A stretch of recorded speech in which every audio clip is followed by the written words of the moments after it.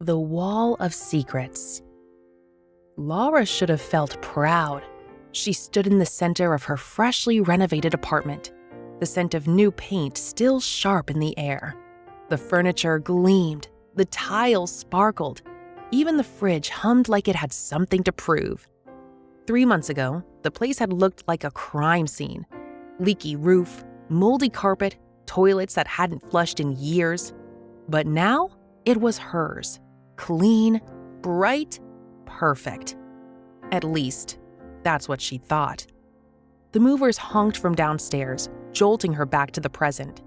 She rushed to meet them, helping direct boxes, curtains, cushions, and enough decorative items to stage a magazine shoot. 6 hours later, the place looked like something out of a home makeover show. She exhaled deeply for the first time. Her stomach growled. The fridge was empty, except for a single bottle of water. No groceries yet. She picked up her phone and ordered sushi and noodles, craving anything hot and fast. With her favorite soap opera humming in the background, Lara collapsed into the couch. That was when the air changed. A breeze swept through the room, though the windows were shut. The lights flickered. The TV went black. Lara sat upright. And then the paint, her new, perfect paint, started to peel. Garbage poured in through the ceiling like rain. Wrappers, old newspapers, rotten food. The fresh scent turned sour, foul, familiar, like the apartment she remembered. And then, "Why did you leave me, Mommy?" The voice was soft, childlike. Lara's throat dried. Her eyes darted to the hallway. The voice again. "Why did you leave me?" She knew that voice. Her knees buckled. 2 years ago, her daughter, the accident.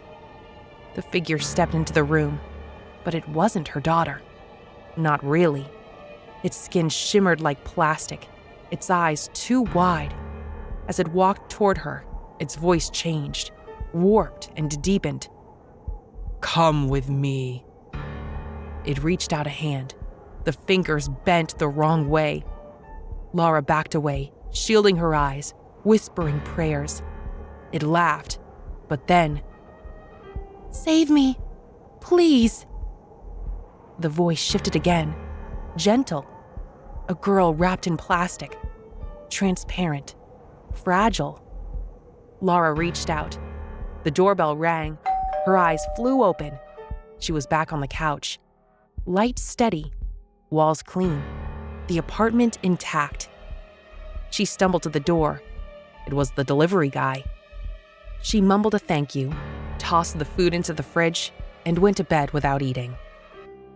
The next morning, Lara shopped for groceries and met a few neighbors. She invited them to her housewarming party set for the following week. Things felt normal again.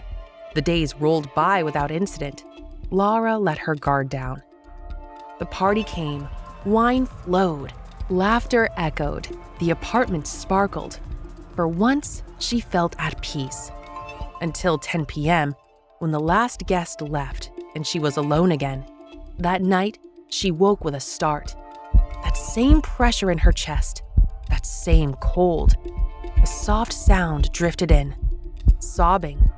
A child's cry. She turned on the light. Nothing. She checked every room. No one. Nothing. She climbed back into bed, convincing herself it was a dream.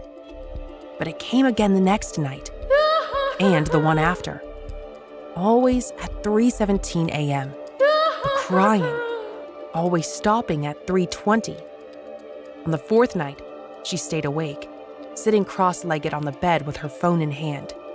She waited, watched. 3:17. The crying began. She crept toward the wall, pressed her phone to it, recorded. At 3:21, silence. She played the clip. No crying, just a whisper. "Save me. Get me out." Lara dropped the phone. Her heart slammed against her ribs. Her hand grazed the wall where the phone had been. Wet.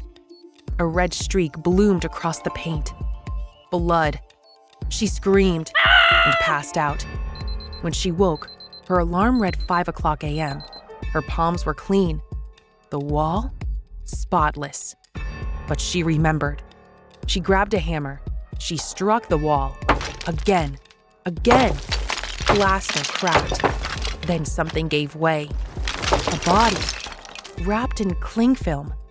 A child, rotting, crumpled into the cavity behind the wall like forgotten trash.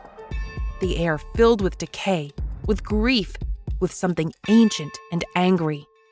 And Lara fell to her knees and wept, because now she remembered. This wasn't the first time she heard that voice, and it wasn't asking for help anymore. It was calling her back.